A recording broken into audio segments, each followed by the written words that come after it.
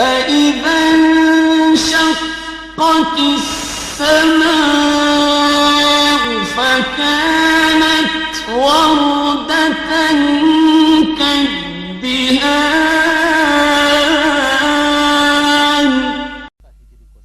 فبأي آلاء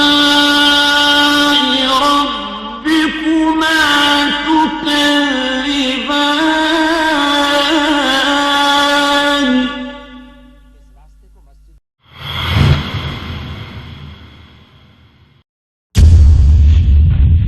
بسم اللہ الرحمن الرحیم نحمده ونصلی علی رسولہ الکریم اما بعد فاعوذ باللہ من الشیطان الرجیم بسم اللہ الرحمن الرحیم ان اللہ وملائکتہ یصلون علی النبی یا ایہا الذین آمنوا صلوا علیہ وسلموا تسلیما اللہم صلی علی محمد وعلی آل محمد کما صلیت علی ابراہیم وعلی آل ابراہیم انک حمید مجید اللہم بارک علی محمد وعلی آل محمد کما بارکت علی ابراہیم وعلی آل ابراہیم انک حمید مجید اما بعد سورہ مبارکہ بقرہ پارہ نمبر 1 اور پہلے سپارے کا پہلا رکوع مکمل ہوا. آج انشاءاللہ العزیز دوسرا رکوع ہمارے سامنے آئے گا. اس موقع پر ایک بات ذہن میں رکھیے گا، یہ قرآن کریم میں ہم جہاں کہیں بھی جب ایک رکوع مکمل ہوتا ہے تو ایک عین کا لفظ ہم کو نظر آتا ہے. عین آپ کے سامنے بھی یہ عین لکھا ہوا ہے اور اس عین کے اندر 3 گنتی کے آپ کو 3 عدد نظر آئیں گے. دیکھیں ایک لفظ لکھا ہے عین کے اوپر، ایک لکھا ہے عین کے نیچے اور ایک لفظ لکھا ہوا ہے عین کے پیٹ میں. آپ کے سامنے آئی یہ بات، پہلا رکوع مکمل ہوا تو عین لکھا ہوا ہے، عین کے اوپر 1، اس کے نیچے 1 اور اس کے پیٹ میں لکھا ہے 7. اب آپ دوسرے رکوع کی طرف آئیں تو دوسرے رکوع پہ دیکھیے گا عین کا لفظ اوپر 2، نیچے 2، اس کے پیٹ میں لکھا ہے 13. یہ گنتی کے جو 3 اعداد ہیں ان کو آج ہم ابتدا ہے تو ذرا اچھی طرح سے ذہن میں رکھ لیجئے گا کہ عین کا مطلب رکوع، اور رکوع کی وضاحت میں آپ کے سامنے کر چکا کہ وہ مقام قرآن پاک کی آیات کی اتنی مقدار کہ جس مقدار پر پہنچ کر ایک امام کے لیے اور ایک مقتدی کے لیے رکوع کرنے کی طبیعت میں چاہت پیدا ہو جائے، اور اس کا اصل فائدہ نماز تراویح میں ہوتا ہے. آیات کی ایک مقدار کو، آیات کے ایک مجموعے کو رکوع کہتے ہیں، اور رکوع کی علامت کے طور پر عین لکھا جاتا ہے. اور عین کے اوپر آپ دیکھتے ہیں کہ عین جب لکھتے ہیں تو اس کے اوپر ایک لفظ گنتی کا، اس کے نیچے ایک لفظ گنتی کا اور ایک گنتی کا لفظ اس کے پیٹ میں لکھا ہوا ہوتا ہے. اس ایک عین کے اندر اصل میں یہ پورا کا پورا تعارف ہوتا ہے جو ہمارے ذہنوں کے اندر نہ کبھی ہوتا ہے، نہ بتایا جاتا ہے، نہ کبھی ہم پوچھنے کی اس کے اوپر جستجو کرتے ہیں. عین کے اوپر جو لفظ لکھا ہے نا، دیکھیں اب یہ لکھا ہے عین، عین کے اوپر 1، اس کے نیچے 1، اس کے پیٹ میں لکھا 7. عین کے اوپر جو لکھا جاتا ہے وہ اس بات کی علامت ہوتی ہے کہ یہ اس سورت کا کون سا رکوع ہے. عین کے اوپر جو لفظ لکھا جائے گا وہ علامت ہوگی اس بات کی کہ اس سورت کا کون سا رکوع ہے، اور عین کے نیچے جو گنتی کا لفظ لکھا جائے گا وہ علامت ہوگی اس بات کی کہ اس سپارے کا کون سا رکوع ہے.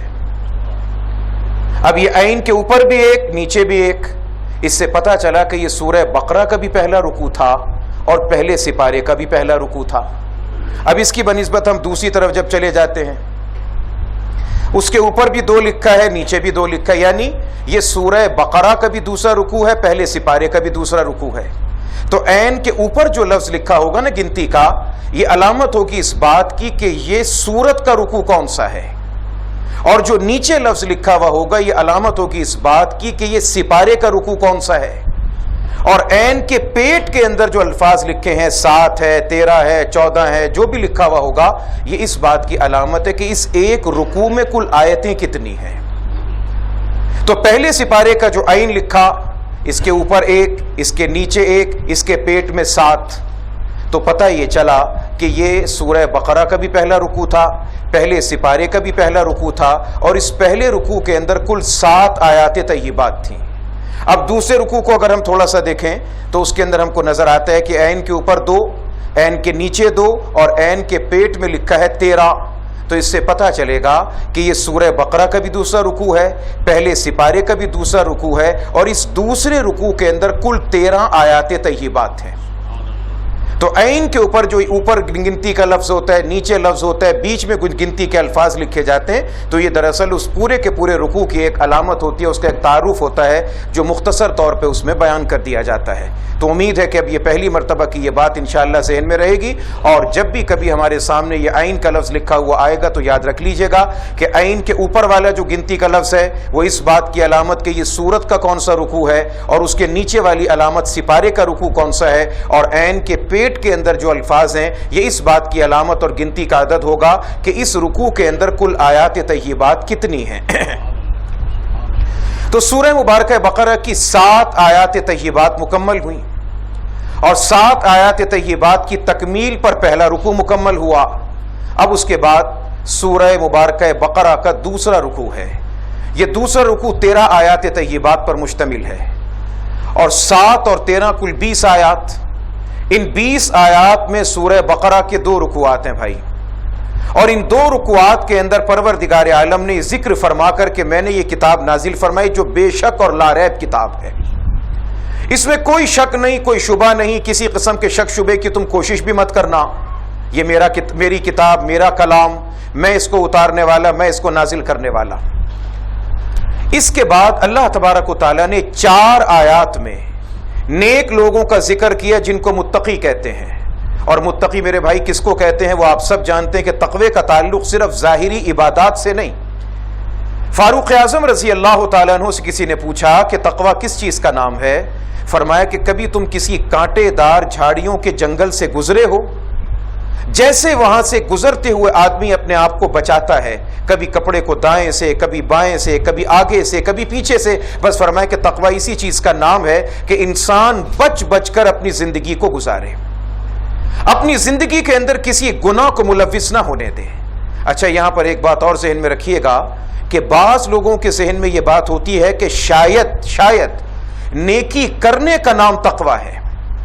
2 باتیں یاد رکھیے گا, صرف نیکی کرنے کا نام تقوی نہیں, نیکی کرنا گناہ کو چھوڑنا. ہم بسا اوقات نیکی تو کرتے جاتے ہیں مگر گناہ نہیں چھوڑتے, نیکی کیے جا رہے ہیں مگر گناہ نہیں چھوڑتے. تو یاد رکھیے گا کہ تقوی کب حاصل ہوتا ہے؟ جب نیکی کو کیا جائے, گناہ کو چھوڑا جائے. گناہ کو ترک کرنا ہوگا, نیکی کو اختیار کرنا ہوگا, اس کے بعد اللہ کریم تقوی کی دولت عطا کرتے ہیں. اور پھر تقوی کے بعد تقوی کی ہم اور آسان ترین تعریف کریں کہ تقوی کس کو کہتے ہیں, تو میں نے عرض کیا کہ شاہ ولی اللہ محدث دہلوی رحمۃ اللہ علیہ نے بڑی آسان اور بڑی سادی تعریف فرمائی کہ تقوی کس چیز کا نام ہے؟ محافظت بر حدود شرع. شریعت نے جو حدود قائم کر دیں ان حدود کی حفاظت کریں, اللہ آپ کو متقی بنا دے گا. اور تقوی کے بعد اللہ تبارک و تعالی نعمت کیا عطا کرتا ہے؟ دنیا کے اندر انسان کہتا ہے کہ صاحب وہ آدمی بڑا, وہ آدمی بڑی عزت والا, وہ آدمی بڑے وقار والا, اس کے پاس پیسہ زیادہ, دولت زیادہ, عزت زیادہ, فلاں چیز زیادہ.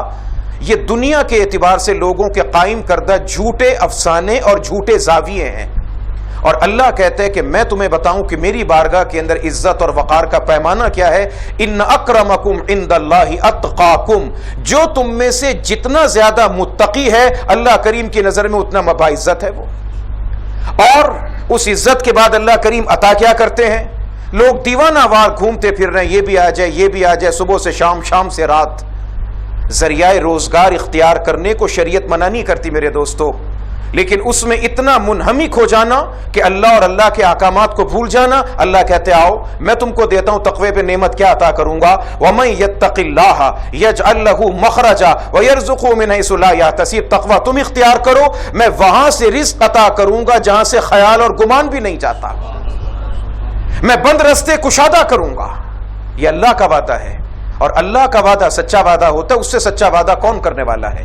تو پہلی 4 آیات طیبات میں اللہ کریم نے متقی لوگوں کا ذکر کیا کہ میرے بندے وہ ہیں متقی پرہیزگار جو بن دیکھے خدا پر ایمان لے کر آتے ہیں. اور نماز کو قائم کرتے ہیں اور جو کچھ ہم نے ان کو دیا اس میں سے خرچ کرتے ہیں. دیے ہوئے میں سے خرچ کرنے کا مفہوم صرف روپیہ اور پیسہ نہیں. روپیہ پیسہ خرچ کرنا بڑی عزت کی بات ہے, اللہ کی رضا کے لیے خرچ کیا جائے بہت اچھی بات ہے, مگر اس کا مفہوم کچھ عام ہے. جس انسان کے پاس اللہ نے جس کو جو نعمت جو دولت عطا کی وہ اپنی اس نعمت اور دولت کو خرچ کرے وہ بھی اسی زمرے میں آئے گا. ایک صحابی ہیں, 1 2 3 حضور علیہ السلام کی بارگاہ میں آئے. حضرت بازی لے گئے آگے بڑھ گئے. نبی علیہ السلام نے پوچھا بھئی کون آگے بڑھ گئے؟ فرمایا جی ہمارے وہ بھائی, جو عرض کیا کہ جو ہمارے بھائی مالدار ہیں جن کو اللہ نے عطا کر رکھے وہ آگے بڑھ گئے. ہم ان کا مقابلہ کیسے کر سکتے ہیں؟ ہمارے پاس تو کچھ بھی نہیں. ہم صبح سے لے کے شام تک محنت کرتے ہیں, چند پیسے ہمارے ہاتھ میں آتے ہیں, وہ ہم سے آگے بڑھ گئے. فرمایا کس نے کہا کہ آگے بڑھ گئے؟ جس طرح سے وہ تسبیح جو ہم پڑھتے ہیں نا نماز عصر کے بعد, نماز فجر کے بعد 34 مرتبہ اللہ اکبر, 33 مرتبہ سبحان اللہ, 33 مرتبہ الحمدللہ, اس تسبیح کا ایک نام تو تسبیح فاطمی ہے, سب جانتے ہیں. مگر اس تسبیح کا ایک نام اور یاد رکھیے گا, اس کا ایک نام ہے تسبیح المساکین, تسبیح الغرباء, تسبیح الفقراء. یہ غریبوں کی, مسکینوں کی تسبیح. نبی علیہ السلام نے فرمایا کہ وہ تمہارے بھائی جن کو اللہ نے مال و دولت عطا کیا وہ اسے خرچ کرتے ہیں, وہ تم سے آگے بڑھ گئے, تم کیوں پریشان ہو رہے ہو؟ تم 34 مرتبہ اللہ اکبر, 33 مرتبہ سبحان اللہ, 33 مرتبہ الحمدللہ ادا کرو. زبان تو اللہ نے دی ہے نا, چلو جیب میں پیسے نہیں ہیں, یہ ادا کرو. وہ پیسہ خرچ کر کے جو رتبہ حاصل کریں گے اللہ اس ذکر پہ تم کو عطا کر دے گا, اس تسبیح کے ادا کرنے پہ اللہ تم کو عطا کر دے گا.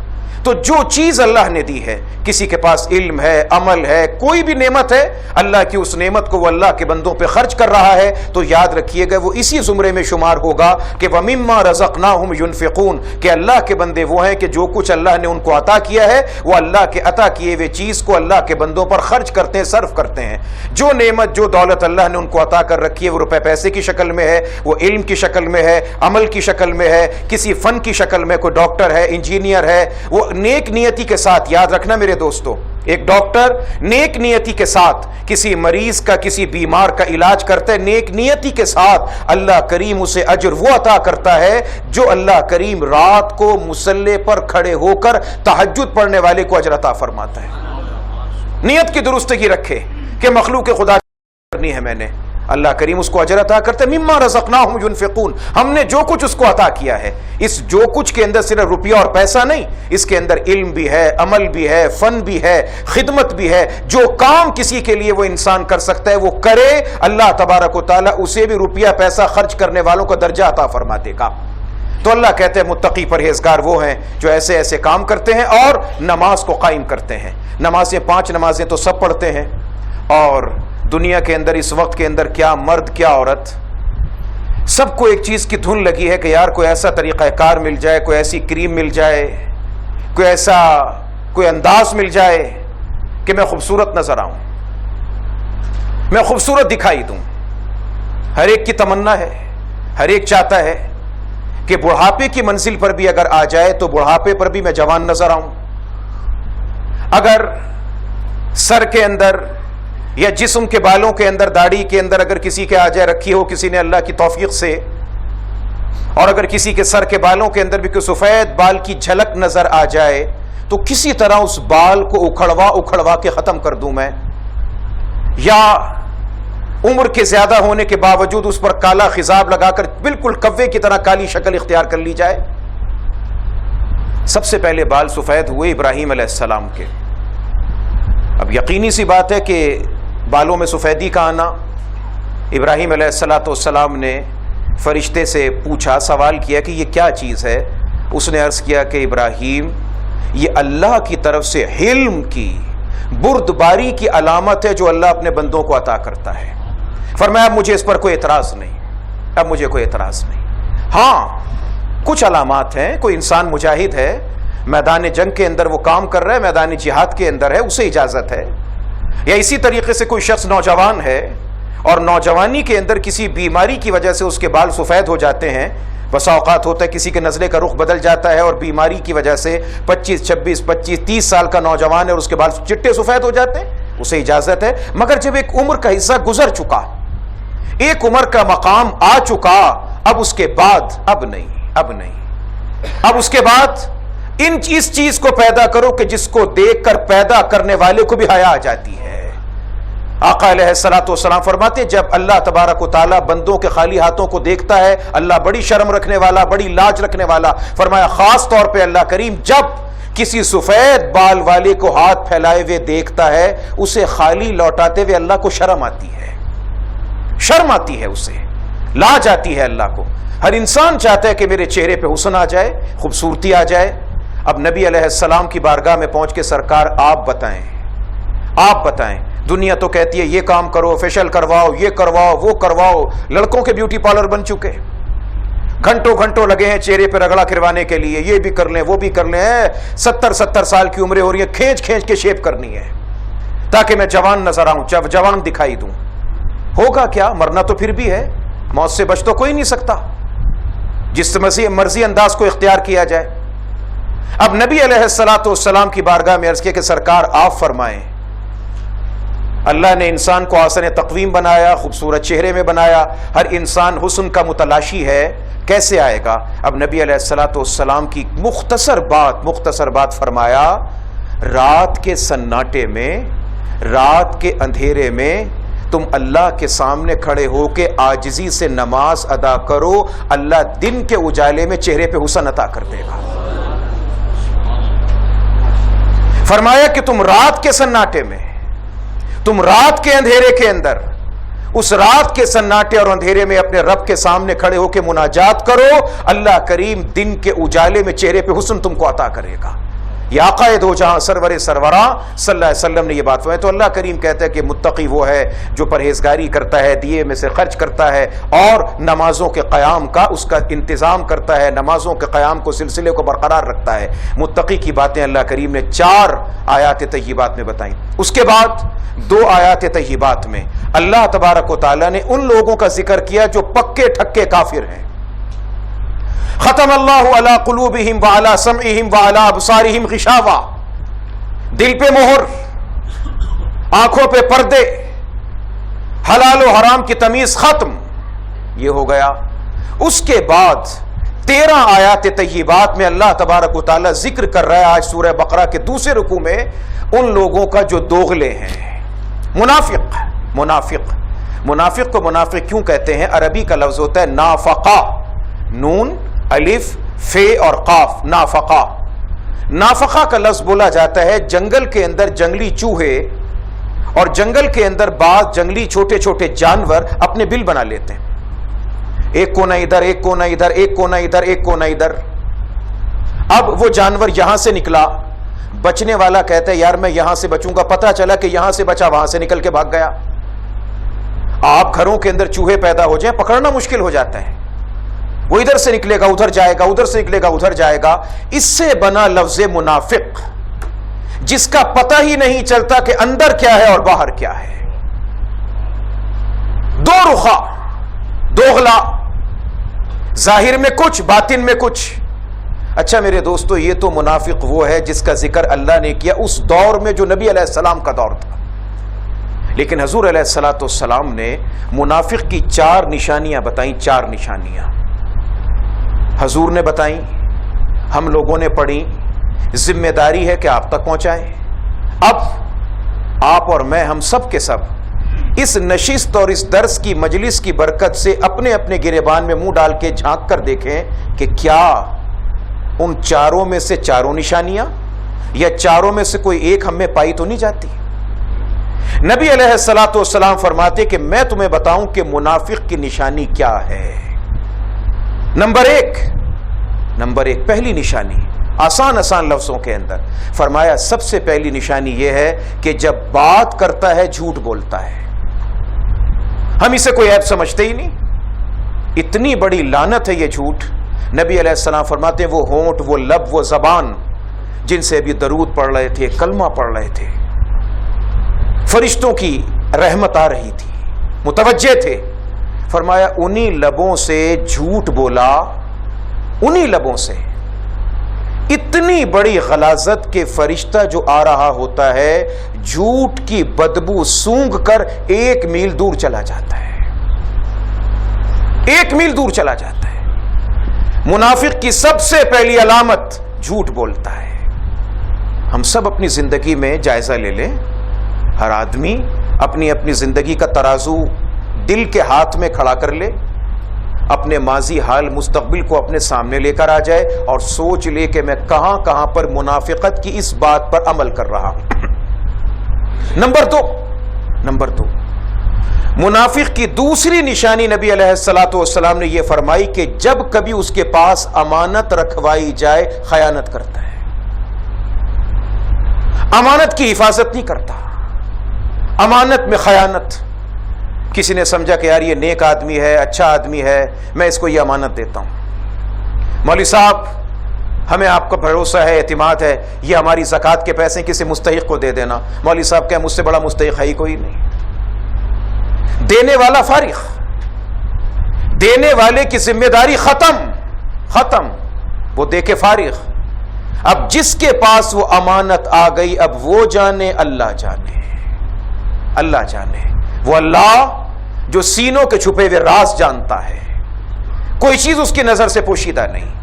منافق کی پہلی علامت بات کرتا ہے تو جھوٹ بولتا ہے، دوسری علامت امانت میں خیانت کرتا ہے، تیسری علامت نبی علیہ السلام فرماتے منافق کی تیسری نشانی اور علامت کیا ہے؟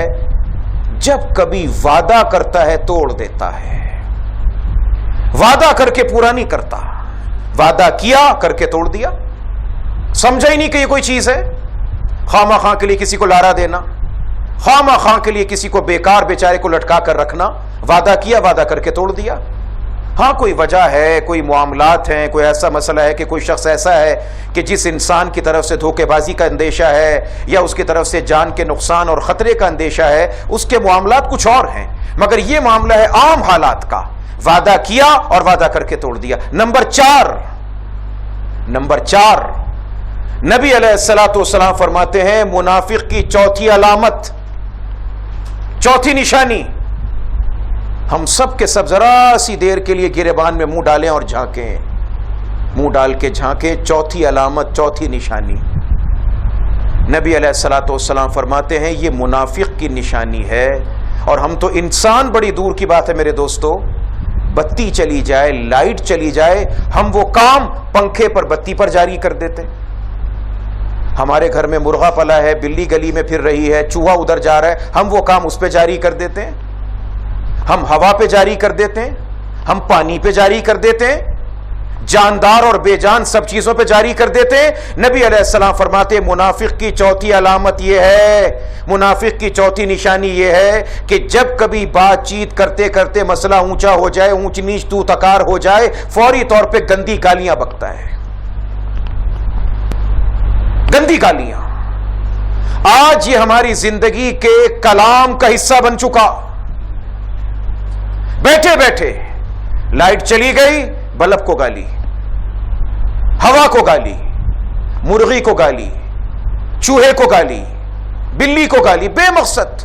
اور وہاں نبی علیہ الصلوۃ والسلام ارشاد فرما رہے ہیں کہ جب جھگڑا ہو، جھگڑے میں گالی بکنا منافق کی نشانی۔ اور قرآن پاک کے اندر منافق کی ایک پانچویں نشانی بتائی گئی، وَإِذَا قَامُوا إِلَى الصَّلَاةِ قَامُوا كُسَالَىٰ، کہ جب کبھی نماز کا وقت ہو جائے بس نماز کا اذان کا سنا اور بس طبیعت میں سستی آنے لگی، جان بوجھ کر نماز کو ٹالنا، جان بوجھ کر نماز کو چھوڑنا، توڑنا، نماز کی طرف دل کا نہ آنا۔ قرآن پاک میں اللہ کہتا ہے کہ میرے بندو علامت میں تمہیں بتا رہا ہوں، جائزہ تم اپنا لے لینا کہ میری بارگاہ میں منافق وہ شمار ہوتا ہے جو نمازوں کے قیام میں سستی کا اظہار کرتا ہے۔ اور نبی علیہ الصلوۃ والسلام نے 4 علامات منافق بتا دی، میں نے آپ کے سامنے ذکر کر دی۔ بات کرے تو جھوٹ بولے، وعدہ کرے تو خلاف ورزی کرے، امانت اس کے پاس رکھی جائے تو خیانت کرے، اور جب کبھی کسی سے بات چیت ہونے میں آواز اونچی ہو جائے گالیاں بکنے لگے۔ ہماری تو میرے دوستو گھر میں داخلہ گالیوں سے ہوتا ہے، ہمارے گھر کا داخلہ گالیوں سے ہوتا ہے، ہمارے گھر کا خروج گالیوں سے ہوتا ہے. اللہ تعالیٰ سب کی حفاظت کر لے, سب کی حفاظت کر لے. مقصد یہ نہیں کہ کہنے والا سننے والے ہم کوئی جنت سے اترے میں. ہر انسان, ہر آدمی اپنے اپنے گریبان میں منہ ڈال کے جھانکے سب سے پہلے میں دیکھوں کہ ان چاروں باتوں کے اندر سے کون سی بات ہے جو مجھ میں پائی جاتی ہے. سب سے پہلا میں ارادہ کروں کہ میں اسے ترک کروں گا. 4 باتیں آقا علیہ الصلوۃ والسلام کی ذکر کردہ میں نے آپ کے سامنے پیش کر دی.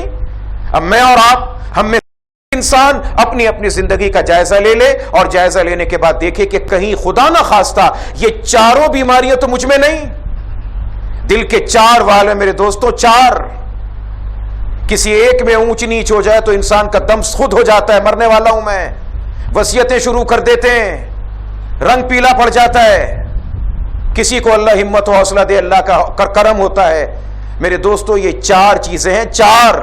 اللہ نہ کرے, اللہ نہ کرے, اگر یہ 4 باتیں پیدا ہو گئیں, روحانی طور پہ دل کی 4 نالیاں بند ہو جائیں گی, 4 نالیاں بند ہو جائیں گی. اور 5ویں چیز جو روحانی دل کو کالی مہر لگانے کے لیے کافی ہوتی ہے, وَإِذَا قَامُوا إِلَى الصَّلَاةِ قَامُوا كُسَالَىٰ, کہ جب نماز کا وقت آ جائے تو نماز کے الفاظ اور اذان کے کلمات سن کر ان کی طبیعت میں کوفت پیدا ہو جاتی ہے, سستی آ جاتی ہے, نماز کی طرف نہیں جاتے. منافقت کی علامت ہے. چاہے مرد چاہے عورت, ہر ایک کا اللہ تبارک و تعالیٰ نے خود بھی اور اپنے پاک پیغمبر کی زبان مبارک سے یہ ضابطہ بیان کروا دیا. اب میں اور آپ, ہر شخص اپنے اپنے زندگی کا جائزہ لے لے کہ مجھ میں کہاں کہاں کوتاہی پائی جاتی ہے, مجھ میں کہاں کہاں نقص پایا جاتا ہے, میری زندگی کے اندر کہاں کہاں پر کمی کوتاہی ہے. میرے دوستو, دوسروں پر تنقید کرنا دنیا کا سب سے آسان کام ہے, اور اپنی زندگی کے اندر اللہ کے احکامات کی تعمیل کرنا, اپنی سیرت کی تعمیر کرنا دنیا کا سب سے مشکل کام ہے. ہم دوسروں پر تنقید کرنے کے ساتھ ساتھ زیادہ توجہ اس بات پر دیں کہ اپنے کردار کی تعمیل کریں, اپنی سیرت کی تعمیر کریں.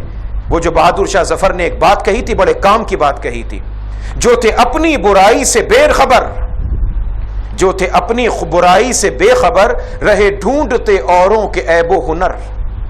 یعنی اپنے اوپر جب تک نظر نہ پڑی یہ ایسا, یہ ایسا, یہ ایسا, یہ ایسا, یہ ایسا. جو تھے اپنی برائی سے بے خبر, رہے ڈھونڈتے اوروں کے عیب و ہنر, پڑی اپنی برائی پہ جب نظر, نہ نظر میں کوئی برا رہا. جس وقت میں نے اپنے گریبان میں منہ ڈال کے جھانک کے دیکھا, تب پتا چلا کہ مجھ سے برا تو شاید دنیا میں کوئی ہو. جب ماضی سے لے کے حال تک کی زندگی کو دیکھا تو مجھے پتا چلا کہ جو تھے اپنی برائی سے بے خبر, رہے ڈھونڈتے اوروں کے عیب و ہنر, پڑی اپنی برائی پہ جب نظر, نہ نظر میں کوئی برا رہا. تو اللہ تبارک و تعالی ہم سب کو منافقت سے بچائے, منافقانہ اعمال سے بچائے. اللہ کریم خیانت سے بچائے, جھوٹ سے بچائے. اللہ کریم وعدہ خلافی سے بچائے. پروردگار زبانوں کی حفاظت عطا فرمائے. اللہ کریم ہمیں اپنی نمازوں کی حفاظت عطا فرمائے, نمازوں کی حفاظت عطا فرمائے. یہ بہت بڑی چیز ہے نماز. نبی علیہ الصلوۃ والسلام دنیا سے جاتے جاتے آخری بات سرکار کی زبان مبارک سے جو ادا ہوئی وہ کیا؟ علی بات سنو. قریب کیا 2 باتوں کی نصیحت. نمبر 1, اپنے کمزور ماتحتوں کا خیال کرنا, اپنی نمازوں کا خیال کرنا. یہ 2 باتیں کہہ کر نبی علیہ الصلوۃ والسلام دنیا سے پردہ فرما گئے کہ اپنے کمزوروں کا, ماتحتوں کا, غلاموں کا, ملازمین کا خیال کرنا اور نمازوں کا دھیان کرنا, نمازوں کو ضائع نہ جانے دینا. آج یہ نماز جا رہی ہے, بے مقصد جا رہی ہے, ہمیں پتہ ہی نہیں. میرے دوستوں 5 نمازیں تو ایک طرف رہیں, فقط ایک نماز اثر. آقا علیہ الصلوۃ والسلام فرماتے ہیں اللہ نہ کرے خدا نہ خواستہ کوئی شخص ایسا جس کو آ کر کوئی یہ خبر دے کہ تیرا گھر لٹ گیا, تیرا کاروبار برباد ہو گیا, تیری ساری کھیت کھلیانی گودام میں آگ لگ گئی. فرمایا اس کا اتنا بڑا نقصان نہیں ہوتا جتنا بڑا نقصان روحانی طور پہ وہ شخص کرتا ہے جو جان بوجھ کے ایک نماز اثر کو چھوڑتا ہے. ایک نماز اثر, یا تو 5 کا ہی کچھ نہیں پتا, خیال ہی کچھ نہیں, نہ جمعے کا پتہ, نہ عید کی خبر, پتہ ہی کچھ نہیں. جوانی بھی ہے, صحت بھی ہے, تندرستی بھی ہے. سرکار فرماتے ایک نماز اثر, ایک نماز کا جان بوجھ کے چھوڑنا ایسے گویا کہ اپنے گھر بار کو اپنے ہاتھوں سے آگ لگا دینا, برباد کر دینا. اور یہاں پر تو پانچوں نمازوں کا پتہ ہی کچھ نہیں، دھیان اور خیال ہی کچھ نہیں ہے. تو اللہ کریم ہم کو منافقت سے اور منافقانہ اعمال سے بچائے. تو یہ دوسرا رکوع جو سورہ بقرہ کا ہے میرے دوستو، اس میں پروردگار منافقین کا ذکر کرتے، ذرا دیکھیے گا. وَمِنَ النَّاسِ مَن يَقُولُ آمَنَّا بِاللَّهِ، اور کچھ لوگ ایسے ہیں جو زبان سے کہتے ہیں کہ ہم ایمان لائے اللہ پر، ایمان لائے آخرت پر، وما ہم بمؤمنین، حالانکہ وہ دل سے مسلمان ہے ہی نہیں. یخادعون اللہ والذین آمنوا وما یخدعون الا انفسهم وما یشعرون، یہ دھوکہ دیتے ہیں اللہ کو، یہ دھوکہ دیتے ہیں مسلمانوں کو، اور حالانکہ یہ دھوکہ کسی کو بھی نہیں دیتے، خود اپنے آپ کو دھوکہ دیتے ہیں، اور انہیں اس بات کا شعور بھی نہیں. ذہن میں سوال آتا ہے کہ اللہ کو دھوکہ کون دے سکتا ہے؟ اللہ کریم کہتا ہے مجھے تو دھوکہ کوئی دے نہیں سکتا. یہ بے وقوف، عقل کے اندھے، یہ پاگل سمجھتے ہیں کہ خدا کو دھوکہ دے دیا. یہ ان کا خیال ہے، اور اپنے خیال کے مطابق سمجھتے ہیں کہ ہم نے اللہ کو دھوکہ دے دیا، حالانکہ اسے کون دھوکہ دے سکتا ہے. دوسری بات، یہ دھوکہ دیتے تھے اللہ کے رسول کو، اور اللہ کہتا ہے یہ دھوکہ دیتے ہیں مجھے. اس سے پتا چلا کہ نبی علیہ السلام کی تعظیم کرنا اللہ کی تعظیم کرنا ہے، نبی کے حکم کو ماننا اللہ کے حکم کو ماننا ہے، اور نبی کی بات کا نہ ماننا اللہ کی بات کا نہ ماننا ہے. نبی کی شان میں گستاخی کرنا اللہ کی شان میں گستاخی کرنا ہے. یخادعون اللہ والذین آمنوا، یہ دھوکہ دیتے ہیں اللہ کو اور ایمان والوں کو. یہ تو اللہ ذکر کر رہے ہیں نا ان کا. اب بھی کچھ لوگ ہیں جو دھوکے میں ہیں. یار آؤ نیکی کا کام کر لو، آؤ یار یہ چیز چھوڑ دو. نہیں جی، اللہ غفور الرحیم ہے، اللہ معاف کرنے والا ہے. وہ خدا کے بندے، اللہ معاف کرنے والا ہے. اس کے ساتھ ساتھ پروردگار ان بطش ربک لشدید، بڑی سخت پکڑ کرنے والا بھی تو ہے. کوئی ہے جو اس کی پکڑ سے روک کے بچا سکے؟ دھوکے میں پڑ چکے ہیں. اللہ کہتا ہے یخادعون اللہ والذین آمنوا، یہ دھوکہ دیتے ہیں اللہ کو اور اللہ کے بندوں کو. وما یخدعون الا انفسهم، اور یہ کسی کو دھوکہ نہیں دیتے مگر اپنے آپ کو. وما یشعرون، اور ان بیچاروں کو شعور بھی نہیں. اب یہاں پہ سمجھیے گا دو باتیں ہوتی ہیں، ایک ہوتی ہے عقل، ایک ہوتا ہے شعور. عقل کس کے پاس؟ انسان کے پاس. عقل جنات کے پاس، عقل فرشتوں کے پاس. ایک چیز کو دیکھا، سوچا، پھر دوسروں کو سکھا دیا، اسے عقل کہتے ہیں. اور ایک ہوتا ہے شعور، اس میں سکھانے کی ضرورت نہیں. ایک جانور ہے، اس شدید گرمی کے موسم میں آپ نے بکری کو، مرغی کو، آپ کے گھر میں کوئی جانور ہے، آپ نے دھوپ میں باندھا. اب اسے کسی یونیورسٹی میں پڑھنے کی ضرورت نہیں. وہ اس گرمی کے اندر گائے، بکری، بھیڑ، دمبا جو بھی کچھ ہوگا چلا اٹھے گا. آپ اسے گرمی سے کھول کے چھایا میں باندھیں گے تب اس کو سکون آئے گا. یہ ہے شعور. یہ شعور وہ چیز ہے جو اللہ نے جانور میں بھی رکھا ہے. پروردگار کہتے ہیں جو مجھ سے ٹکراتا ہے وما یشعرون، وہ اتنا گیا گزرا کہ جانور جتنی عقل بھی اس کے اندر نہیں ہے. علم انسان کے پاس ہے اور شعور پروردگار نے حیوانات تک کو دے رکھا ہے. تو پروردگار فرماتے وما یشعرون، وہ جانوروں سے بھی گئے گزرے، شعور بھی نہیں ہے. فی قلوبہم مرض، ان کے دلوں میں روگ ہے، ان کے دل میں بیماری ہے.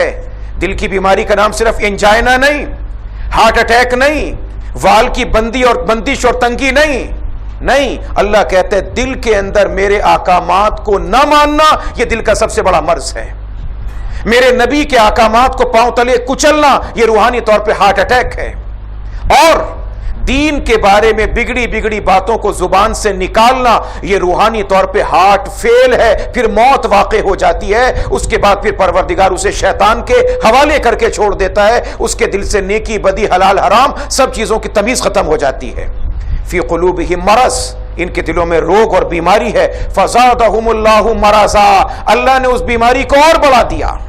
وَلَهُمْ عَذَابٌ عَلِيمٌ، ان کے لیے دردناک عذاب ہے. بِمَا كَانُوا يَكْذِبُونَ، جھوٹ بولنے کی وجہ سے. وَإِذَا قِيلَ لَهُمْ لَا تُفْسِدُوا فِي الْأَرْضِ، اور جب ان لوگوں سے کہا جائے کہ منافقو زمین میں فساد نہ مچاؤ، قالوا تو کہتے ہیں انما نحن مصلحون، ہم تو صلح کرنے والے ہیں، ہم تو اصلاح کرنے والے ہیں. اللہ، اب یہ اللہ کا لفظ پہلے سپارے کے دوسرے رکوع میں آیا ہے، اسے یاد رکھیے گا.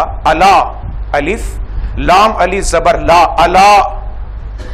اس کو قرآن پاک کی الفاظ میں کئی جگہ پہ آئے گا. اب پہلی مرتبہ اس کو ذہن میں رکھیے گا، عربی زبان میں اس کو کہتے ہیں حرف تنبیہ. تنبیہ کا معنی آگاہ کرنا، خبردار ہو جائیں، آگاہ ہو جائیں. آپ جا رہے ہیں, جاتے جاتے آپ نے دیکھا 2 ہڈیاں, ایک کھوپڑی بنی ہے کسی جگہ پر, کس بات کی علامت؟ یار یہ خطرناک چیز ہے, خطرناک چیز ہے. آپ سڑک پہ جا رہے ہیں, سگنل ریڈ, رک جاؤ, گرین, چل پڑے. اللہ کا معنی متوجہ ہو جاؤ, آگاہ ہو جاؤ, میں اللہ تمہیں آگاہ کر رہا ہوں. تو جہاں کہیں قرآن پاک میں آ جائے نا اللہ کا معنی ہوتا ہے آگاہ ہو جاؤ, خبردار, متوجہ ہو جاؤ. الا انہم ہم المفسدون ولکن لا یشعرون.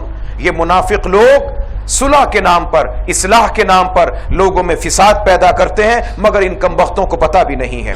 وَإِذَا قِيلَ لَهُمْ آمِنُوا, اور جب کبھی ان سے کہا جائے کہ ایمان لاؤ, کما آمن الناس, جیسا کہ ایمان لائے لوگ. الناس یہ قرآن پاک کا پہلا سپارہ ہے. پہلے صفحے پر عقیدہ ختم نبوت ہمارا واضح اللہ نے کروا دیا. دوسرے صفحے پر میرے دوستو پروردگار عالم صحابہ کی عظمت کا عقیدہ بٹھا رہا ہے, صحابہ کرام کی عظمت کو جما رہا ہے. جب ان سے کہا جائے کہ ایمان لاؤ, وہ کہتے ہیں کیسے ایمان لائیں؟ بھئی کسی چیز کو کہتے ہیں نا یہ چیز ہے, یہ کپڑا, یہ جوتی, یہ الماری, یہ میز, کیسی ویسی. اللہ دنیا کو کہہ رہا ہے کہ آؤ میں تمہیں کہوں کہ ایمان لے کر آؤ. اللہ جی ایمان کیسے لائیں؟ آپ کے سرکار, آپ کے نبی نے, آپ کے حبیب نے اعلان کیا ایمان لائیں تو کیسے لائیں؟ اللہ کہتا ہے اللہ کما آمن الناس, ایمان لاؤ ایسے.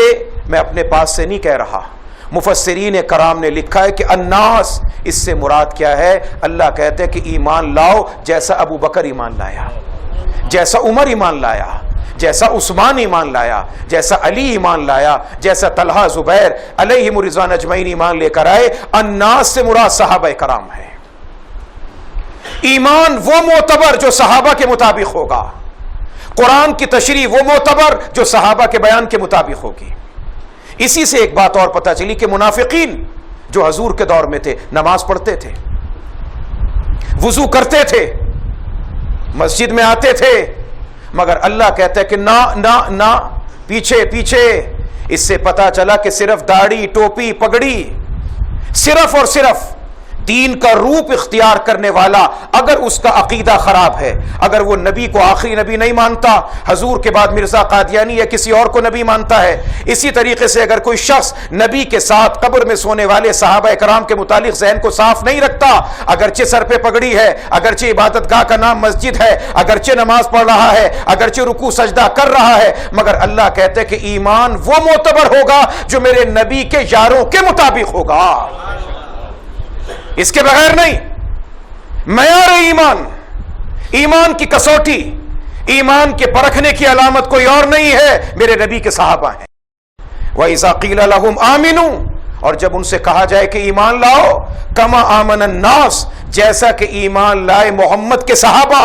قالو, تو کہتے ہیں, انؤمن کما آمن السفہاء, ارے ہم ایمان لائیں ایسے جیسا کہ بے وقوف لوگ ایمان لائے. یہ بلال, یہ سلمان, یہ صہیب, یہ کوئی اور, یہ غربا, یہ مساکین, سر پہ ٹوپی نہیں, پیر میں جوتی نہیں, پیٹ میں دانا نہیں, ان کے جیسا ایمان لائیں, یہ پاگل دیوانے. اب دیکھیں اللہ کیا کہتا ہے. یہاں سے یہ پتا چلا پروردگار عالم یہ بتانا اور سمجھانا چاہتا ہے کہ میرے نبی کے صحابہ کے متعلق جب کسی کی زبان بہکے تو میرے نبی کے صحابہ کا ایمان ثابت کرنے مت بیٹھ جانا. جو بے وقوف انسان جو لفظ میرے نبی کے صحابہ کے بارے میں کہے, پلٹ کر وہی لفظ تم اس کو کہہ دینا. تم یہ مت کہنا کہ نہیں ابو بکر ایسا تھا, نہ. ابو بکر کے بارے میں جس کی زبان بہکے, عمر کے بارے میں جس کی زبان بہکے, عثمان کے بارے میں جس کی زبان بہکے, معاویہ کے بارے میں جس کی زبان بہک جائے اور بہک کر کچھ کہے, تو تم پلٹ کر یہ مت کہنا کہ معاویہ ایسا تھا, معاویہ کا یہ کردار تھا, ابو بکر کا یہ کردار تھا. نہیں, میں اللہ تمہیں کہہ رہا ہوں, سنت میری ہے, طریقہ میرا ہے, جواب دینے کا انداز میں تم کو بتا رہا ہوں کہ جو شخص جن لفظوں سے میرے نبی کے صحابہ کو خطاب کرے, پلٹ کے تم اسی کو وہ کچھ کہہ دینا. جو ان کو منافق کہے تم اسے منافق کہنا, جو انہیں غاصب کہے تم اس کو غاصب کہنا, جو ان کو کافر کہے تم ان کو کافر کہہ دینا. میں اللہ تمہیں طریقہ بتا رہا ہوں. دیکھیے اللہ کریم کیا کہہ رہا ہے. وَإِذَا قِيلَ لَهُمْ آمِنُوا كَمَا آمَنَ النَّاسُ, اور جب ان سے کہا جائے کہ ایمان لاؤ ویسے جیسا ایمان لائے صحابہ کرام, قالوا تو کہتے ہیں انؤمن کما آمن السفہاء, ہم ایمان لائے ویسے جیسا کہ یہ بے وقوف لائے. سفہاء جمع ہے سفیہن کی, سفی کہتے ہیں بے وقوف کو, پاگل کو. اللہ کہتا ہے سنو, اللہ دنیا کے لوگوں کان کھول کے سنو, انہم ہم السفہاء, میرے نبی کے صحابہ کو بے وقوف کہنے والے خود پلے درجے کے بے وقوف ہیں. ان کی عقلیں ہوتی ہیں, وَلَكِنْ لَا يَعْلَمُونَ, یہ جانتے بھی نہیں ہیں کہ معیار ایمان نبی کے صحابہ ہیں. ان سے کٹ کر ایمان نہیں مل سکتا, ان سے ٹوٹ کر ایمان نہیں مل سکتا, ان سے جڑ کر ایمان مل سکتا ہے اور ملتا ہے. اور میں پہلے کئی مرتبہ عرض کر چکا ہوں کہ روزانہ اللہ کے دربار میں اس چیز کا شکریہ ادا کیا کیجئے, کم سے کم 5 مرتبہ 5 نمازوں کے بعد, کہ اللہ تیرا شکر ہے کہ تو نے ہمیں اہل سنت والجماعت بنایا ہے. ہمارے 2 ہاتھ ہیں, ایک ہاتھ میں دامن مصطفیٰ ہے اور ایک ہاتھ میں سرکار کی پوری جماعت کا دامن تم نے عطا کر دیا ہے. اور حضرت امام ربانی مجدد الفسانی رحمت اللہ تعالی علیہ, وہ عظیم شخصیت جس کی محنتوں کا ثمرہ آج بر صغیر کے مسلمانوں کا ایمان ہے. میرے دوستوں, محسنین ہیں ہمارے حضرت مجدد الفسانی رحمت اللہ علیہ. کیا شخص ہے وہ, عجیب, دل چاہتا ہے اللہ کہ کبھی ان کو دکھا. یہ ابو بکر صدیق کی نسبتیں نقشبندی تھے اور فاروق اعظم کی اولاد ہے.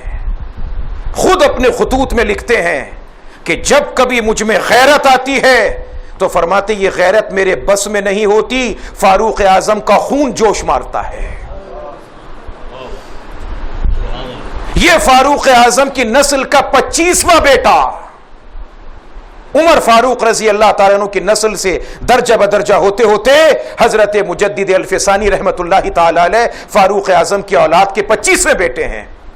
فرماتے ہیں کہ مجھ فقیر نے اللہ کی دی ہوئی توفیق سے میں نے جب جنت اور جنت کے حالات پہ نگاہ ڈالی تو پتہ یہ چلا, معلوم یہ ہوا کہ بخشش کرنے والا اللہ, سفارش کرنے والے محمد الرسول اللہ صلی اللہ علیہ وسلم, اور گناہگاروں کی سفارش کا مشورہ دینے والے کبھی ابو بکر ہے کبھی عمر ہے رضی اللہ تعالیٰ.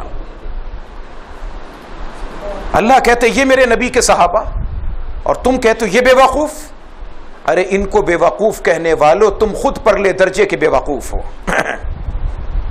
اللہ خبردار, انہم ہم السفہاء, یہ لوگ بے وقوف اور دیوانے ہیں. ولیکن لا یعلمون, مگر یہ جانتے نہیں ہیں. وَإِذَا لَقُوا الَّذِينَ آمَنُوا, اور جب یہ مسلمانوں سے ملتے ہیں, مسلمانوں کی محفل میں آتے ہیں, قالوا تو کہتے ہیں آمنا, ہم ایمان لے کر آئے. وَإِذَا خَلَوْا إِلَىٰ شَيَاطِینِهِمْ, اور جب جاتے ہیں اپنے سرداروں کے پاس, اللہ کے جملوں کو دیکھیں, اللہ کے جلال کو دیکھیں. پروردگار یہ نہیں کہتے کہ سرداروں کے پاس, پتہ چلا کہ جو دین کے رستے میں رکاوٹ ڈال رہا ہے وہ انسان, مگر اللہ اسے شیطان کہہ رہا ہے, وہ شیطان کا نمائندہ ہے. وَإِذَا خَلَوْا إِلَىٰ شَيَاطِینِهِمْ, اور جب یہ اپنے شیطانوں کے پاس جاتے ہیں, قالوا تو کہتے ہیں اِنَّا مَعَكُمْ, ہم تو تمہارے ساتھ ہیں جناب, ہم تو مسلمانوں کے ساتھ ایسے ہی گئے تھے وقت گزارنے کے لیے. اِنَّمَا نَحْنُ مُسْتَهْزِئُونَ, ارے ہم تو مسلمانوں کا مذاق اڑانے گئے تھے, ہم تو نبی کا اور نبی کے یاروں کا توا لگانے گئے تھے, ہم تو مذاق اڑانے گئے تھے. اللہ کہتے کہہ دی تم نے یہ بات, اب بتاتا ہوں میں تمہیں. اللہ یستہزئ بہم, تم مذاق کرو کہ میرے نبی کے ساتھ, تم مذاق کرو کہ میرے نبی کے صحابہ کے ساتھ, ارے میں تم کو مذاق کی نشانی بنا دوں گا, میں تم سے مذاق کروں گا. اللہ جی آپ مذاق کریں گے؟ مذاق کرنا تو سنجیدہ آدمی کا کام نہیں, اور آپ کہتے کہ میں کروں گا. مطلب کیا کہ ہر چیز اللہ کے ہاتھ میں ہے, اللہ ان کو لوگوں کے لیے مذاق کی نشانی بنا دے گا. اور کیسی نشانی بنے کی مذاق کی؟ دنیا میں تو انسان دولت عزت شہرت کے بلبوتے پہ وقت گزارے گا, پہنچے آخرت میں بن گئی جنت, اعلان ہوا آ جاؤ بے سارے کے سارے آ جاؤ, حدیث کے الفاظ ہیں آؤ سب کے سب آ جاؤ, سب دوڑتے بھاگتے جا رہے ہوں گے.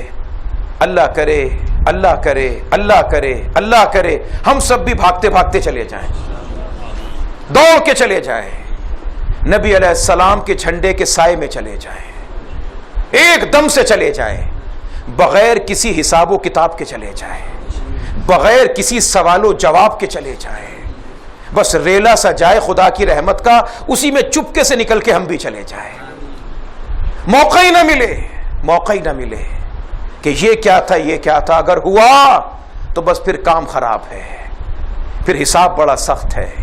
بس اتنا ہو جائے کہ تو غنی از ہر دو عالم من فقیر، روز محشر عذر ہائے من پذیر۔ اللہ جی آپ تو غنی داتا ہے، میں فقیر ہوں چھوٹا سا، اتنی بڑی آپ کی سلطنت ہے، میں اتنا سا ہوں، کیا بگڑے گا؟ اللہ کریم بس ایسے ہی گزار کے مجھے جنت عطا کر دیں، گر تو میں بھی نہیں حسابم ناگزیر۔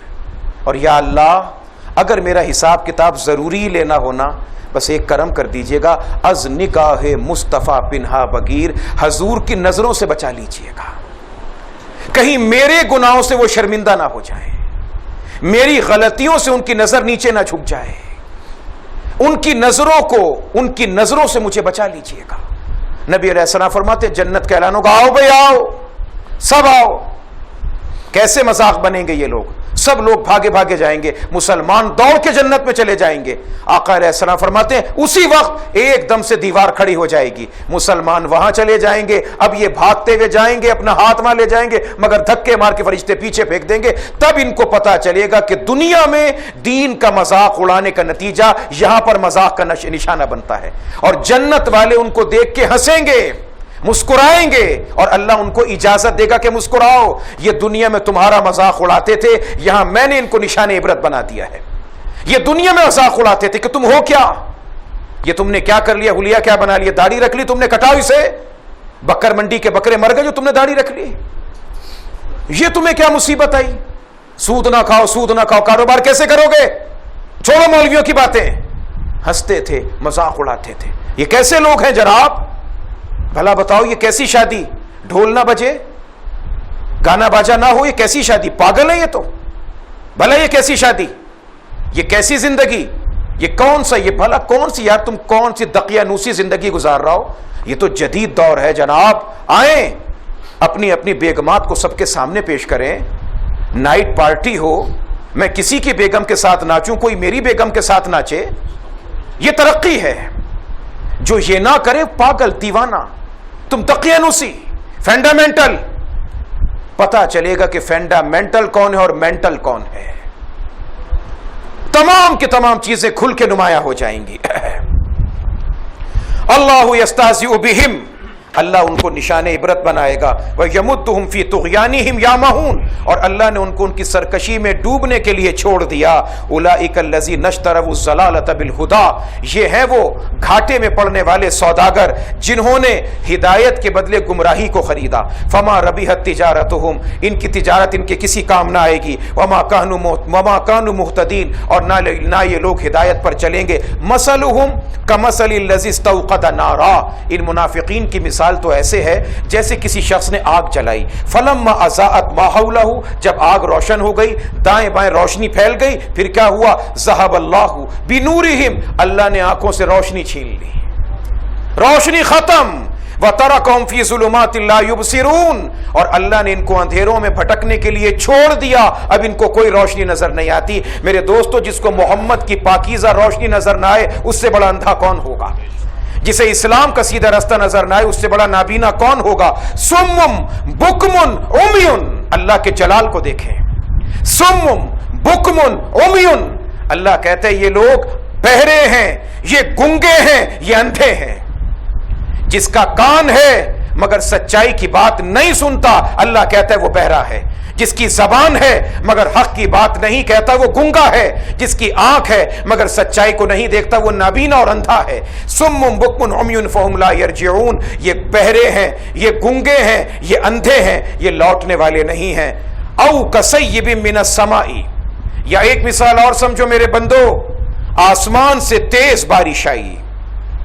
سیب کا معنی تیز بارش، سما کا معنی آسمان، کاف کا معنی جیسے آسمان سے آئی تیز بارش۔ فیہ ظلمات، اس بارش میں بڑا اندھیرا ہے۔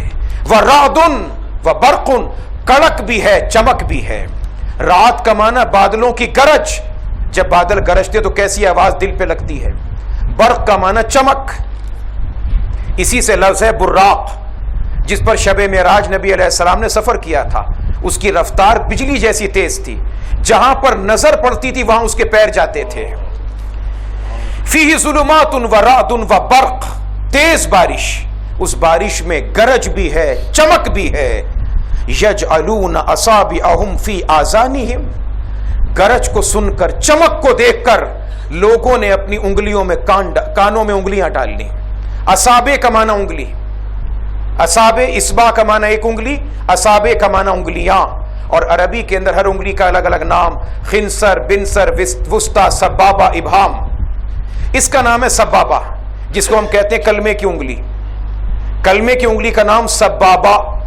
اور عربی کے اندر سب، سین بے اور بے کے اوپر آ جائے شد، سب کا معنی ہوتا ہے گالی، گالی.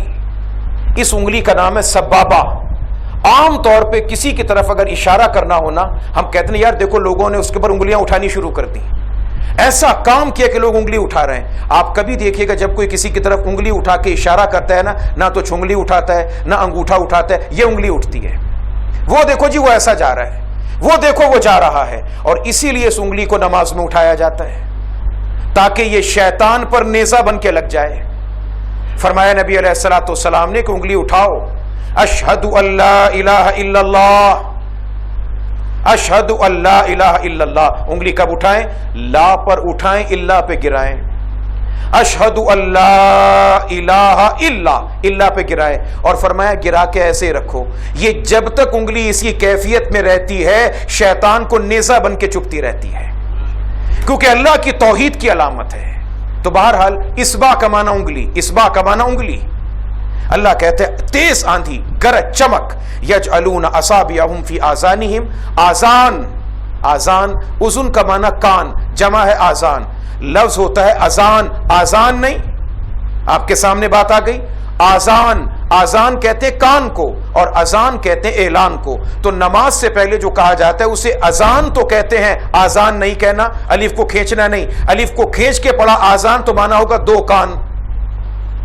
یجعلون اصابعہم فی آذانہم، یہ لوگ اپنی انگلیاں کانوں میں گھسیڑ لیتے ہیں. من الصواعق، بجلی کی کڑک کی آواز سے. حذر الموت، موت کے ڈر سے کہ اپنے کانوں کو بند کر لو کہیں یہ آواز اندر نہ آ جائے. واللہ محیط بالکافرین، ارے کانوں میں انگلیاں دے کر چھپنے بیٹھنے والوں، اللہ تمام کافروں کا احاطہ کرنے والا ہے. یکاد البرق یخطف ابصارہم، تم کسی کمرے میں بند ہو کر بھی بیٹھ جاؤ تو قریب ہے کہ یہ بجلی آئے اور تمہاری آنکھوں کی چمک لے کر چلی جائے. کلما اضاء لہم مشوا فیہ، جب کبھی بجلی کی چمک ہوتی ہے تو چلتے ہیں. واذا اظلم علیہم قاموا، اور جب اندھیرا ہوتا ہے تو ٹھہر جاتے ہیں.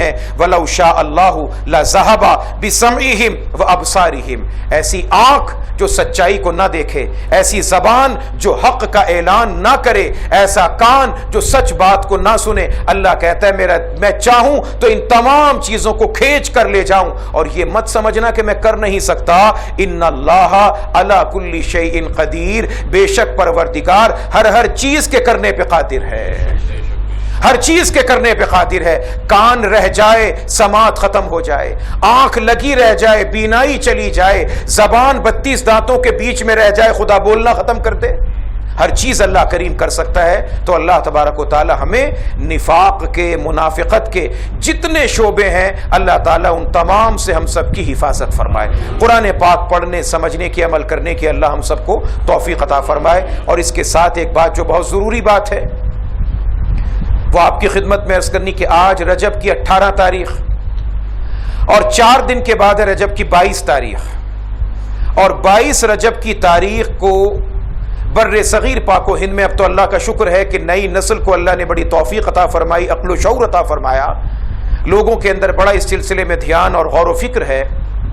22 رجب کی تاریخ کو کنڈے کی رسم کی جاتی ہے، کنڈے بھرے جاتے ہیں. دیکھیں ہمیں کسی کنڈے کی ذات سے بحث نہیں. کنڈے میں روز ہم دہی جما ہوا کھاتے ہیں، ہمیں کنڈے سے دشمنی تھوڑی ہے. وہ کنڈا ہو، پتیلی ہو، دیگ ہو، تھال ہو، کوئی چیز ہو، ہمیں اس سے بحث نہیں. بات یہ ہے کہ وہ کون سا کام ہے جس کی بنیاد پر یہ سلسلے کو آگے بڑھایا گیا. ابھی ہم نے سن لیا کہ حضور کے صحابہ کا رتبہ اور مقام کیا ہے. رجب المرجب کی 22 تاریخ دیکھیں، نیاز دینے سے کوئی منع نہیں کرتا، اللہ کے نام پر کھلانے سے کوئی منع نہیں کرتا، بزرگوں کے ایصال ثواب سے کوئی منع نہیں کرتا. کریں بزرگوں کو ایصال ثواب، آج کریں، کل کر لیں، 4 دن کے بعد کریں. کس نے منع کیا؟ کس نے روکا؟ ایک چیز یاد رکھیں، ایک چیز ہوتی ہے مشابہت اختیار کرنا. شریعت میں روکا گیا، منع کیا گیا کہ پگڑی ایسے نہ باندھو کہ سر کے نیچے کوئی ٹوپی نہ ہو. حالانکہ پگڑی تو کپڑے سے باندھنی ہے. پگڑی ایسے مت باندھو کہ سر کے نیچے سر پہ کوئی ٹوپی نہ ہو، ایسے پگڑی نہ باندھو. اور یہیں سے یہ بات بھی سماعت فرما لیجئے کہ نبی علیہ الصلوۃ والسلام کی سنت، حضور علیہ السلام نے زندگی بھر جو ٹوپی پہنی، ایسی ٹوپی جو سر سے چپکنے والی تھی. یہ 6 فٹ کی خراکلیاں جناح کیپ میں، یہ کوئی شرعی ٹوپی نہیں ہے.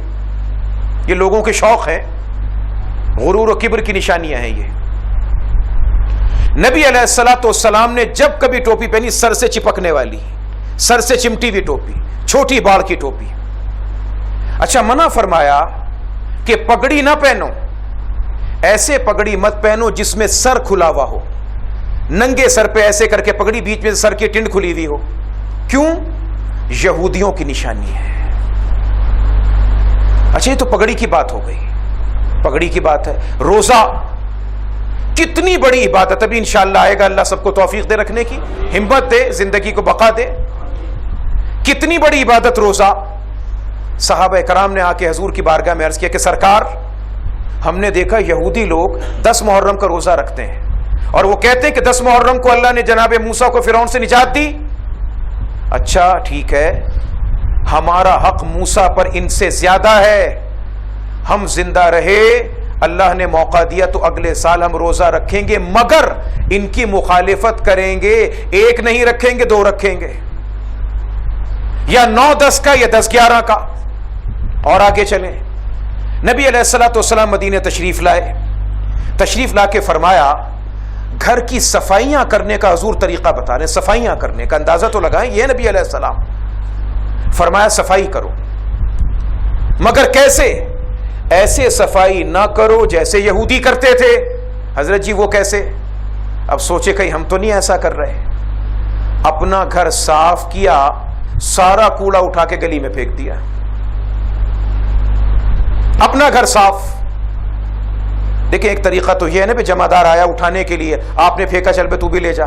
اور ایک طریقہ کار کیا، بیٹھے میں اوپر کی منزل پہ، کھایا، باندھا شاپر، تھڑال، پتہ ہی نہیں کس پہ جا کے گر رہا ہے، معلوم ہی نہیں، جانتے ہی نہیں کہ یہ جا کے کس پہ گرے گا. بعض لوگ ایسے کہ صبح سے شام تک پان کھاتے ہیں، اور پان کھا کے اس کی پیک تھوکتے رہتے ہیں شاپر کے اندر.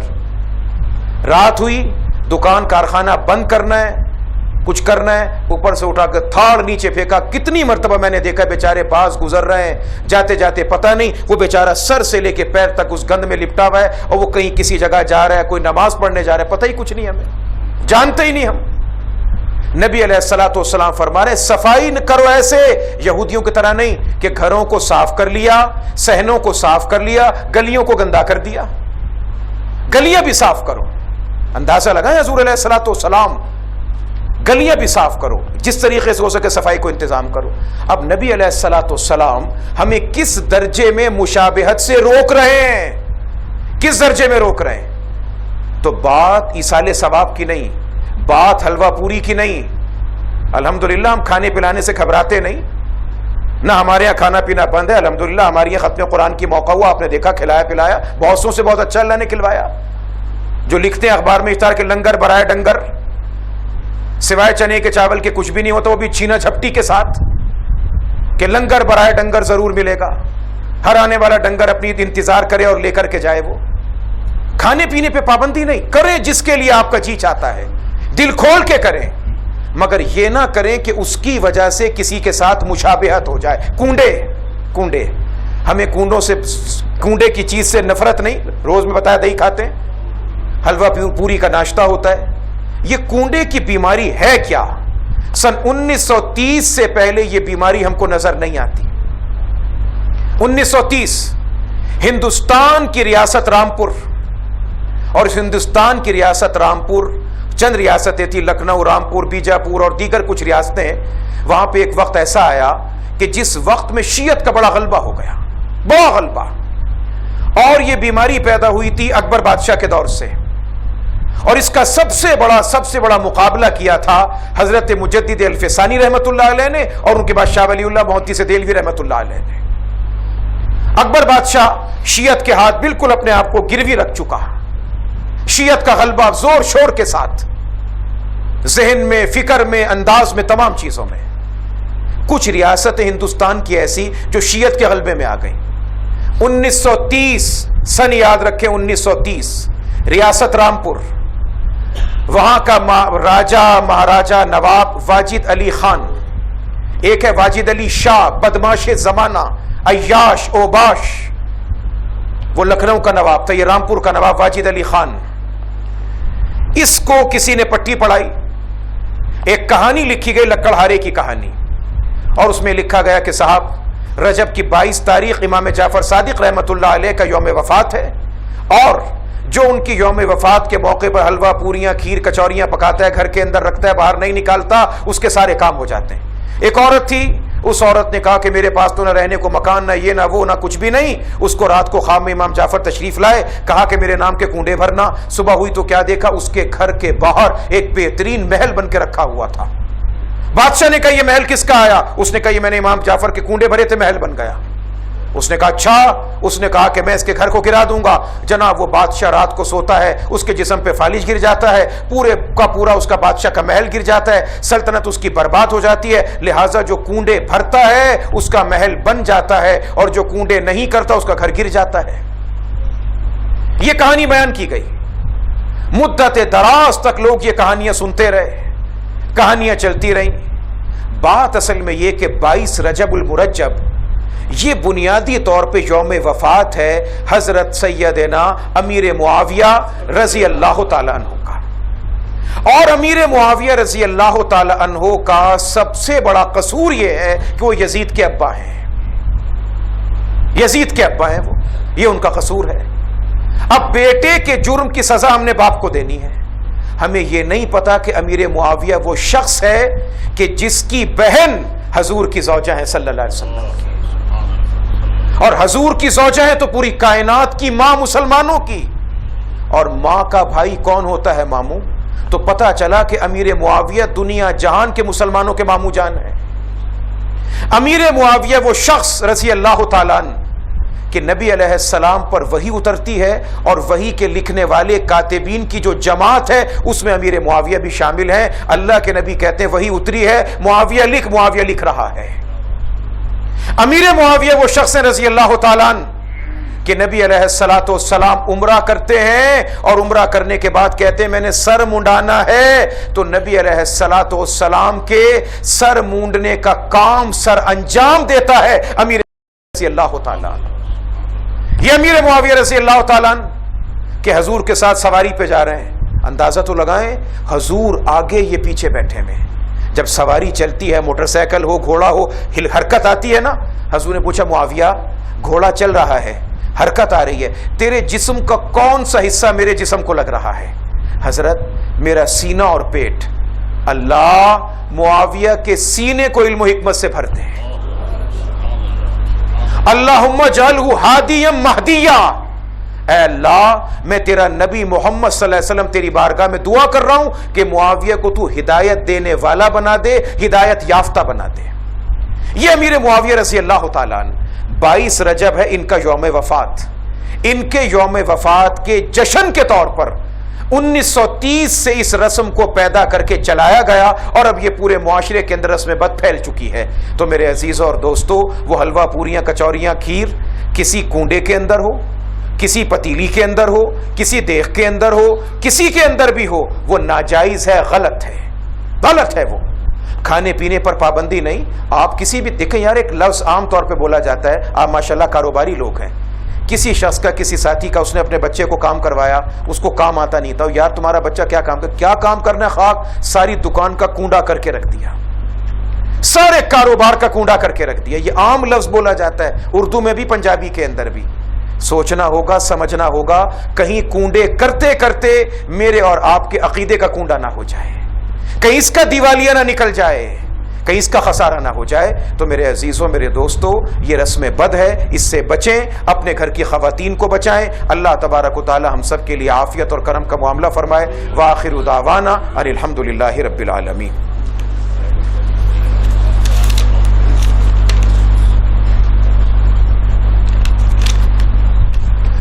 اللهم صل على محمد وعلى ال محمد كما صليت على ابراهيم وعلى ال ابراهيم انك حميد مجيد. اللهم انت السلام ومنك السلام تباركت يا ذا الجلال والاكرام. سمعنا واطعنا غفرانك ربنا واليك المصير. اللهم انك عفو كريم تحب العفو فاعف عنا يا كريم. يا اول الاولين يا اخر الاخرين يا ذا القوة المتين يا راحم المساکین یا ارحم الراحمین. اے اللہ, اے مولا کریم, ہم سب کے ساتھ رحم و کرم کا اور عافیت کا معاملہ فرما. یا اللہ, یا اللہ, ہم سب کے ساتھ رحم و کرم کا اور عافیت کا معاملہ فرما. یا اللہ, ہم سب کے ایمان اور عقیدے کی حفاظت فرما. اور بڑی ہی خصوصیت کے ساتھ دعا فرمائیں, دینی مدارس کے یہ آخری دن ہیں, مدارس کے طلباء کے امتحانات ہیں. یا اللہ, دینی مدارس کی حفاظت فرما لے. یا اللہ, یہ تیرے دین کے قلعے ہیں, ان کی حفاظت فرما لے. یا اللہ, علماء کی, طلباء کی, اساتذہ کی میرے مولا حفاظت فرما لے. یا اللہ, جو مدارس سے محبت کرنے والے ہیں ان کی حفاظت فرما لے, جو تعاون کرنے والے ہیں ان کی حفاظت فرما لے. یا اللہ, ہم سب کے لیے خیر و برکت کے فیصلے فرما. یا اللہ, یہ تیرے جتنے بندے تیرے گھر میں آتے ہیں تو بلاتا ہے میرے اللہ, کسی کے بس میں نہیں. اللہ, تو نے کرم کیا, اپنے گھر میں بلایا, قرآن پاک پڑھنے سننے کی توفیق عطا فرمائی. اے اللہ, اے اللہ, ایک کرم کا معاملہ اور فرما دے, ہماری سب دعائیں قبول فرما لے. یا اللہ, ہمارا خاتمہ ایمان پہ فرما دے. یا اللہ, ہمارے جو عزیز و اقارب جا چکے سب کی مغفرت فرما دے. ہمارا ایک درس کے ساتھی محمد عادل ہیں, ان کی والدہ کا انتقال ہوا. یا اللہ, ان کی مغفرت فرما دینا. یا اللہ, سب کے لیے عافیت, فضل و کرم کے فیصلے فرما. یا اللہ, ہر وہ خیر و برکت جو نبی علیہ السلام نے آپ سے مانگی ہم کو عطا کیجیے گا. ہر وہ شر جس سے نبی علیہ السلام نے پناہ چاہی ہم سب کی حفاظت فرما لیجیے گا. جب بھی نزا کا عالم طاری ہو, ہم سب کی زباں پہ جاری ہو لا الہ الا اللہ محمد الرسول اللہ وبرحمتک یا ارحم الراحمین.